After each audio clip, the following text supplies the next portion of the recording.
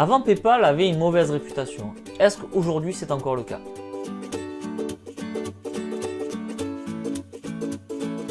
Bonjour, aujourd'hui on va parler de PayPal. Est-ce que PayPal c'est toujours la solution bas de gamme en termes de paiement en ligne? Parce qu'on sait très bien qu'un site qui a que PayPal comme solution de paiement, c'est un site qui est sur le démarrage, on connaît un petit peu l'histoire. Mais est-ce qu'aujourd'hui PayPal est encore considéré comme ça, comme cette solution de paiement en ligne de bas de gamme?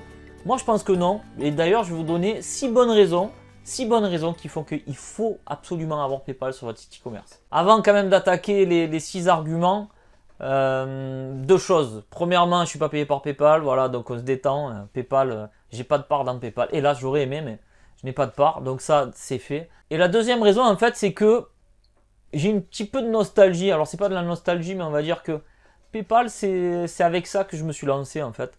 Tous mes sites que j'ai lancés il y a une dizaine d'années en arrière, je les lancé avec PayPal. Alors, à l'époque, il n'existait pas les solutions que nous avons aujourd'hui, les Stripe, les Payplug et aujourd'hui je crois qu'il y a Brainly,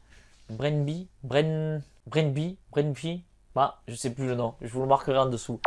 Je sais qu'il y a plusieurs solutions qui vous permettent justement dans un claquement de doigts installer une solution très rapidement sur votre site e-commerce. Donc voilà pour la petite historique, moi j'aime bien PayPal pour ça, mais c'est pas du tout là, je le compte pas dans un argument parce que bon, c'est pas parce que j'ai commencé avec que c'est un argument pour vous. Par contre, on est parti 6 arguments qui font que je vous conseille fortement d'avoir PayPal sur votre site e-commerce. La première raison, et on va se mettre côté client, faut pas se mettre côté vendeur, là on se met côté client. Côté client, le premier avantage qu'il y a, c'est qu'en cas de litige, mettez-vous à la place du client, il passe la commande, la livraison ne se fait pas, il se fait escroquer, je ne sais quoi encore. Le client, c'est qu'il peut porter un litige à PayPal, et PayPal en général, ce qu'ils font, c'est qu'ils donnent toujours raison au client. Même si vous leur apportez en tant que revendeur 1 milliard de bonnes raisons pour que le remboursement ne se fasse pas, PayPal ne se pose pas de questions, rembourse le client. Pour eux, le client a toujours raison.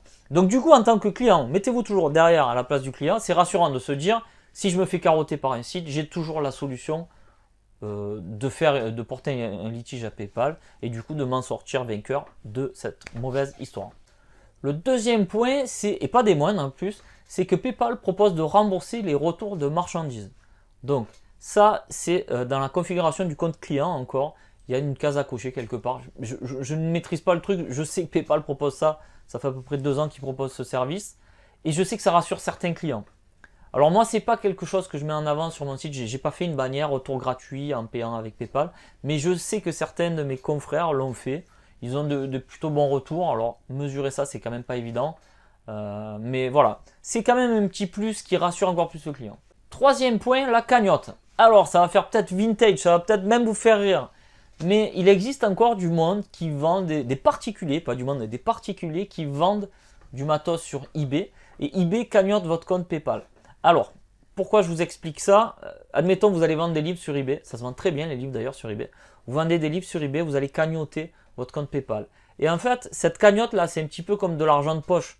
C'est comme si voilà, c'est pas de l'argent dont vous avez besoin, vous n'allez pas dépenser l'argent du foyer, c'est une cagnotte qui s'est créée.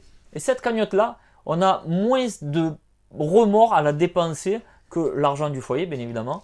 Donc du coup, les gens regardent un petit peu moins. Ça augmente, en fait, cette cagnotte, ça augmente son pouvoir d'achat. Et si le client vient acheter sur votre site, qui voit que vous avez PayPal, qui sait qu'il a, admettons, une cagnotte de 100 € et que l'article qu'il a mis, c'est 80 €, ben peut-être qu'il va se faire plaisir, il va rajouter, on va dire, une vingtaine d'euros pour dépenser sa cagnotte. Alors quand même, je veux arrêter sur ce point.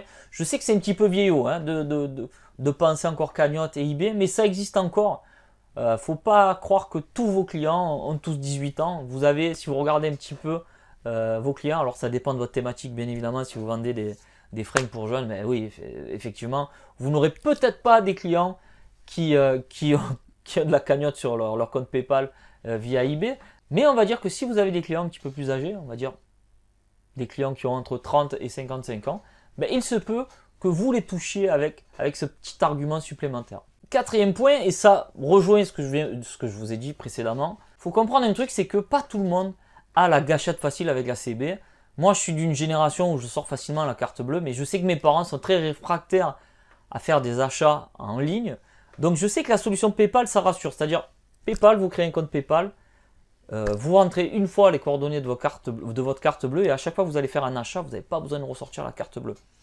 Donc, pour certains, c'est sécurisant. Comme je vous disais en début de vidéo, PayPal avait une réputation qui n'était pas dingue. On ne se disait pas PayPal égale sécurité.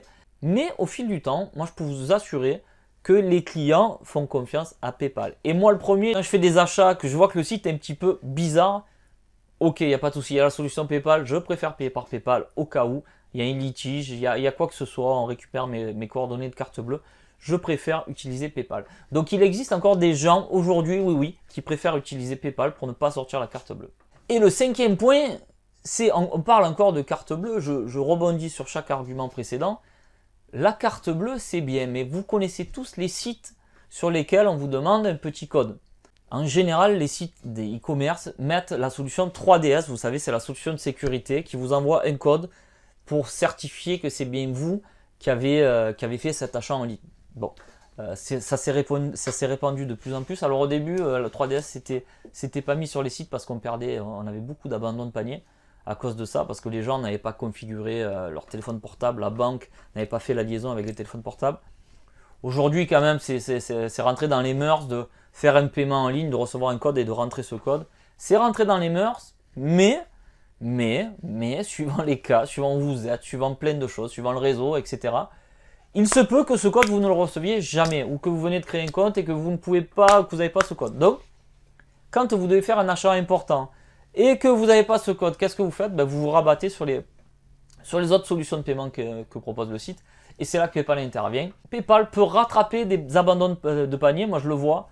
Il y a des abandons de panier sur la carte bleue et on voit que ça galère avec la CB. Et derrière, ping, il y a PayPal qui vient sauver le panier perdu. Parce que peut-être que sur la CB, on a fait un dépassement de plafond ou je ne sais quoi encore. Et du coup, ben, PayPal est là pour sauver la mise. Et le sixième point, si j'ai bien compté, c'est ça fait 6. Le sixième point, c'est l'addition de tous les points précédents que nous venons de voir ensemble, c'est le taux de conversion. En fait, si vous n'avez pas besoin de sortir la carte bleue, si vous savez que les litiges sont réglés par PayPal, si vous savez que vous avez les retours, etc., les retours gratuits, etc., vous allez améliorer votre taux de conversion. Alors, un taux de conversion, ça peut s'améliorer. Je ne peux pas vous donner de chiffres exacts, ça dépend tellement de plein de choses, mais on va dire que vous allez peut-être augmenter votre taux de conversion de 20% si vous avez PayPal. 10% pour moi, ça serait plus logique, mais on peut aller jusqu'à 20, on peut peut-être même aller jusqu'à plus. Donc, moi, PayPal, vraiment, je vous encourage à la mettre. C'est une solution qui est très facile à mettre en place. Et en plus de ça, ben, comme on l'a vu, ça va vous augmenter le taux de conversion. Alors, je sais, là, je vous ai donné que les bons arguments de PayPal. Il y en a d'autres qui sont moins bons. Donc, premièrement, ben, le pourcentage que PayPal prend sur chaque vente. PayPal, je crois, le premier palier est aux alentours des 3%. Et après, au plus vous franchissez des paliers, au plus le taux de commission baisse chez PayPal. Dans tous les cas, c'est plus important que si vous avez un contrat VAD à la banque, contrat de vente à distance à la banque.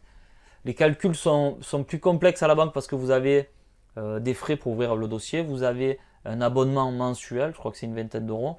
Ensuite, vous avez des commissions sur les ventes et en plus, vous avez des frais fixes.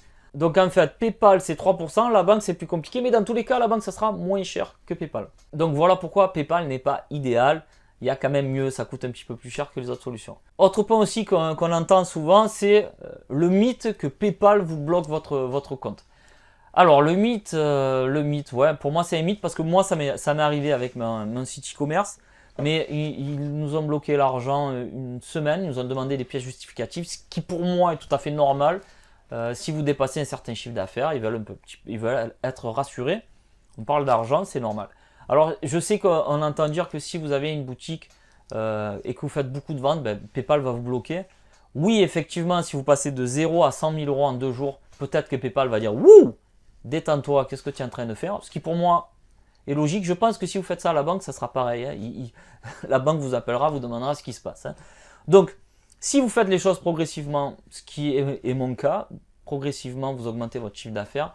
Comme je vous dis, non ça je ne vous l'ai pas dit, mais moi à peu près PayPal représente 20% des paiements en ligne. On va dire sur 100 commandes, il y a 20 commandes qui sont payées par PayPal. Donc c'est pas le plus gros de mon chiffre d'affaires. Et voilà quoi. En fait, quand vous montez un site e-commerce, votre site e-commerce il progresse au fur et à mesure. Donc voilà, vous n'allez pas faire ça.